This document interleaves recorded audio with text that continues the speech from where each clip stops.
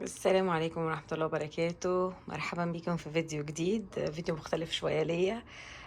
بس حبيت أشارككم بعض الأفكار والحاجات التحضيرات يعني اللي أنا بعملها كسيدة عاملة أو لأي ست يعني إيه بتحاول تساعد نفسها شوية، يبقى عندها كام حاجة جاهزين. فإحنا النهاردة الويك إند يعني، وأنا عندي كام حاجة لازم أعملهم عشان بإذن الله أسهل على نفسي يعني في أثناء الأسبوع. الحاجات الالتزامات اللي ورايا يعني أنا شخص بحب أعمل حاجتي بإيدي يعني، وطريقتي في التعبير عن حب يعني هو ان انا اعمل حاجات للناس، يعني لغة الحب بتاعتي الاكتس اوف سيرفيس. ان انا اعمل حاجة فبحب اعمل لحبايبي يعني، زوجي وولادي. فاول حاجة هنا انا هبتدي بيها، جبت الكيتشن ماشين. انا الكيتشن ماشين بتاعي بصراحة ما بسيبوش بره، لان عندي المطبخ ضيق، ما عنديش مكان اسيبها بره، فدايما دوت بيبقى متشال في الدولاب، فما بستخدموش كتير. لما يبقى عندي كذا حاجة اعملهم بطلعه، غير كده بكسل يعني. فالنهارده محضره كام حاجه هعملهم ان شاء الله. اول حاجه عندي اللي هي الانيون فليكس ديت. كنت عايزه انيون باودر. انا بستعمل بودره البصل في حاجات كتير قوي بصراحه في الطبخ، لكن ما كانش عندهم اخر مره رحت، او اخر مرتين ما لقيتش.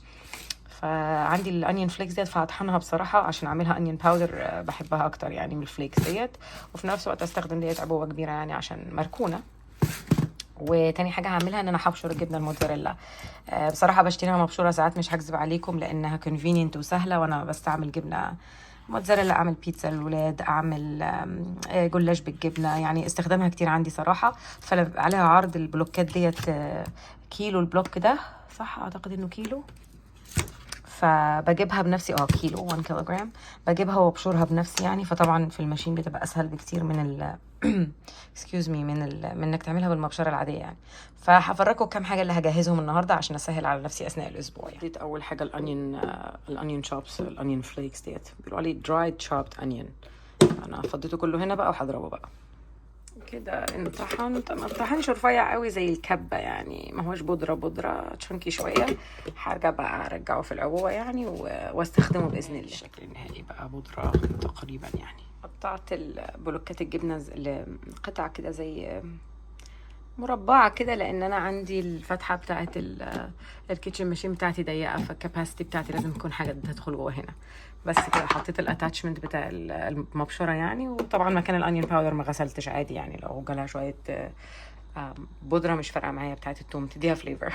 بس هبشرها، والواحد اتملى هشيل دي واعبي بقى في كيس واحطه في الفريزر. بعد كده يبقى عندي جبنه مبشوره، موتزاريلا، لاي حاجه انا محتاجاها في البيت. عملوا كده 3 اكياس معايا، هحط واحد في التلاجة والاتنين التانيين في الفريزر يعني، عشان لما احتاجهم. انا طبعا مش هستعمل كل الجبنه ديت في خلال اسبوع يعني. منظر بعد ما عملت الجبنه هاخد كام دقيقه كده الم الدنيا شويه، مسحت الرخامه وكده. الكيتشن ماشين زي ما هو مكان الجبنه، لسه مخلصتش بيه. هشوف هعمل كمان كام حاجه من غير ما احتاج اغسله لسه. هستعمل نفس الكيتشن ماشين مكانه اللي هي الانيون باودر والموتزاريلا، بس انا فضيتها على قد ما اقدر عشان كده شكله عامل كده، بس هستخدمه عادي. انا نسيت اقول لكم ان انا النهارده اول حاجه عملتها النهارده الصبح ان انا عملت عجينه. عجنت، انا بعجن اللي هي عجينه بسيطه خالص، عجينه بيتزا. ما عنديش ريسيبي معينه، انا شخص بيعمل كده بالنظر صراحه، ما اعرفش افولو ريسيبي يعني. العجينه ديت اللي في نيتي ان انا اعمل منها بيتزا، واعمل منها اللي هو الحواوشي. اللي المصري هيعرف انا اقصد بالحواوشي يعني، هو زي عيش بلحمه يعني. بس انا بحب اعمل العجينه بنفسي في البيت يعني. فانا هبتدي اقسم العجينه ديت يعني، واحطها على الرخامه واغطيها كمان مره عشان تخمر في كور صغيره يعني. كده ده شكلهم. عملت وحدات كبار، اللي هنا دولت اكبر واللي هناك دولت اصغر، عشان دولت هعمل بيهم بيتزا كبار شويه، والصغيرين دولت هعمل بيهم حواوشي. اعتقد ان ده يمكن كيلو ونص دي اللي انا عجنتهم بالنظر كده يعني. بس كده هغطيهم بقى واسيبهم يعني يكبروا كمان مره. تاني قررت اعمل خلطه الحواوشي. حطيت جوه هنا فلفلايه حمراء، المفروض تبقى فلفلايه خضراء بس ما لقيتش عندي اخضر، فاستعملت حمراء وطماطمايه وفي بصلايه هنا. وبعد كده هحط عليهم باكيتة التوابل بتاعه الحواوشي اللي بجيبها معايا من مصر. شكل الخلطه بعد ما ضربتها هحطها في طبق بقى، او كيس، مش متاكده هحطها في ايه صراحه لسه. تحضيراتي في الكيتشن ماشين. دلوقتي هعمل خلطه علشان اعمل اللي هي التشيكن برجرز. فحطيت هنا بقدونس وبصل اخضر وبصلايه عاديه يعني، وهضربهم دول كمان. ديت الخلطه، هقول لكم هحط فيها ايه بالمره بما ان احنا هنا يعني. هحط فيها ال 11 بهار دولت، بجيبهم معايا من مصر، بتحطوا على الفراخ او اللحمه دول. بحط شويه فيجالا زي خضار مجفف، بس في ملح ده، فلو حطيته ده مش هتحتاجوا تحطوا ملح. وجارليك باودر لان انا ما حطيتش توم. وهحط شويه كيان ديت شطه يعني، وشويه بقسماط مطحون وبضايه. دي الخلطه. وهقطع الفراخ بقى واضربها هنا، افرمها يعني، وبعدين اخلط كله مع بعضه عشان اعمل تشيكن برجرز. فراخ قطعت صدور فراخ، قطعت 3 انا، وكان في حته صغيره كده يعني 3.5 تقريبا صدور، وهضربهم بقى في الكبه، اطحنهم يعني افرمهم. شكلها بعد ما اتفرمت بتبقى عامله زي فرق، عامله زي البيست شويه، بتبقى ناشفه طبعا صدور الفراخ، بس تبقى ملزقه كده عامله زي البيست. انا بقى هشيلها من هنا واخلطها على الخلطه اللي انا حضرتها، اللي حطيت فيها الميكس اللي وريتكم عليه، البضايه والبقسماط وكده، وهعملهم يعني اعملهم شيب للبرجرز يعني. طبعا خلاص الكيتشن ماشين كده انا حطيت فيه فراخ نيه يعني، فلازم اغسله بقى لو حبيت استعمله تاني، بس انا خلاص كده. هو حبيت اوريكم يعني التاسكس اللي انا بعملها بيه واطلعه مره واحده، عملت بيه كذا حاجه يعني. بس ما اوسخ ايدي وابتدي اعمل في التشيكن برجرز يعني، اعملهم شيبنج يعني. حبيت اقول لكم ان انا بستعمل بارشمنت بيبر، قطعتهم زي مربعات كده عشان احط واحده ما بين البرجر والتاني، لان ده تحضير. انا هحط الكلام ده في الفريزر يعني، مش هطبخ ده النهارده، بس دي من ضمن الحاجات اللي بتسهل لي يعني لما يكون ورايا شغل. دي حاجه انا ما استغناش عنها ابدا في المطبخ، اللي هي البارشمنت بيبر. شكلهم بعد ما عملتهم عملوا 12 واحده، هحطهم بقى في الكيس واكتب عليه واحطهم في الفريزر من ضمن البريب بتاعي. طبعا باوز عشان ننضف اللي وسخناه ده. الحاجه هعملها دلوقتي في سيشن التحضير ده، هقطع بس الميلون ديت عشان تبقى جاهزه وتسقع في التلاجة للي حابب ياكل حته فاكهه. كنتالوب قطعته، هرمي بقى الزباله دي. مش عارفه انا وريتكم ولا لا، انا لما بشتغل في المطبخ بحط كيس جنبي على الرخامه يعني، عشان الم فيه كل الاورجانيك ماتر، قشر البصل، بقدونس، الحاجات دي. بصراحه انا المفروض نعمل كومبوستنج هنا، بس انا بامانه في الصيف مش هكذب عليكم انا ما بعملوش. انا صديقه البيئه وكل حاجه، بس المشكله في الصيف عندي لما بحط في الكومبوست بره كميه الدود، استغفر الله العظيم يعني، حاجه توجع البطن، فمش عارفه اتصرف في الدود. فانا بعمل كومبوستنج في الشتاء لان الحاجه بتبقى متجمده، لكن في الصيف مش قادره اعمله بصراحه، فانا هرمي ده في الزباله يعني.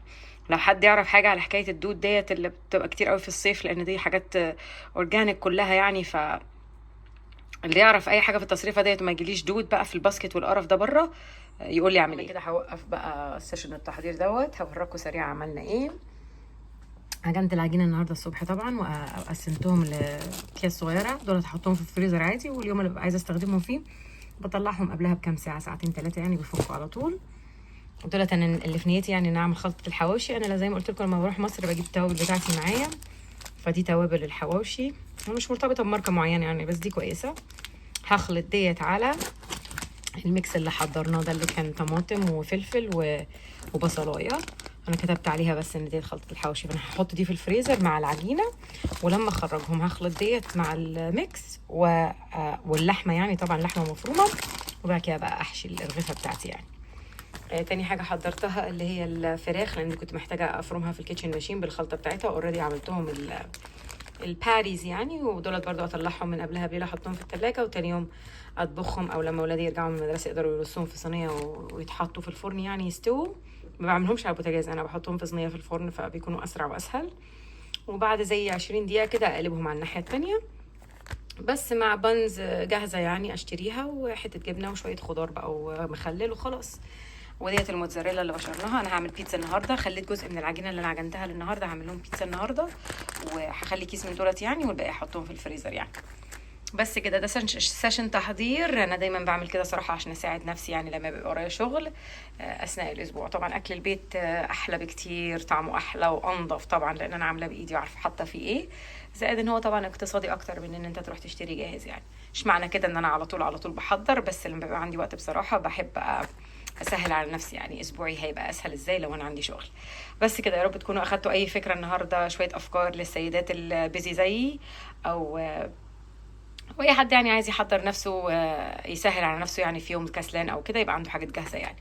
اشكركم جدا جدا على متابعتكم، وقولي لو الفيديو دوت يعني ستايل الفيديو دوت عجبكم، اشارك معاكم شويه حاجات كمان، واشوفكم على خير في الفيديو اللي جاي. باي باي.